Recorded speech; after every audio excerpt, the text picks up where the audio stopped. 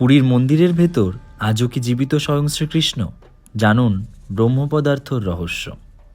পুরীর জগন্নাথ মন্দিরের যখন মূর্তি পরিবর্তন করা হয় তখন পুরো পুরী শহর অন্ধকার করে দেওয়া হয়। সরকারের নির্দেশে বন্ধ করে দেওয়া হয় বিদ্যুৎ সংযোগ। মন্দিরের চারপাশে মোতায়েন করা হয় সেনাবাহিনী। কেন এই কঠোর গোপনীয়তা? কি এমন লুকিয়ে আছে মন্দিরের গর্ভগৃহে?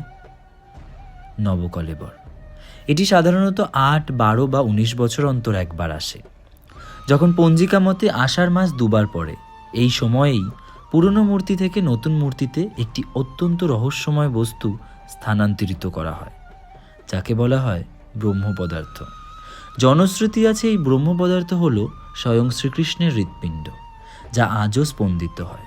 যে পুরোহিত এই কাজটি করেন তার চোখ মোটা কাপড়ে বেঁধে দেওয়া হয় এবং হাতে গ্লাভস পরানো হয়। সেই পুরোহিতদের অভিজ্ঞতা থেকে জানা যায়, বস্তুটিকে স্পর্শ করলে মনে হয় যেন কোনো জীবন্ত জিনিস নড়াচড়া করছে, ঠিক যেমন মানুষের হৃৎস্পন্দন হয়। বলা হয় কোনো সাধারণ মানুষ যদি এটি খালি চোখে দেখে ফেলেন তবে তার মৃত্যু পর্যন্ত হতে পারে। হাজার হাজার বছর ধরে চলে আসা এই প্রথা বিজ্ঞানের কাছে আজও এক অমীমাংসিত রহস্য, কিন্তু কোটি কোটি ভক্তের কাছে এটিই হলো ভগবানের জীবন্ত উপস্থিতির প্রমাণ। আপনি কি মহাপ্রভুর এই অলৌকিকতায় বিশ্বাস করেন? কমেন্টে আপনার মতামত জানান, আর ভক্তি ভরে লিখুন জয় জগন্নাথ।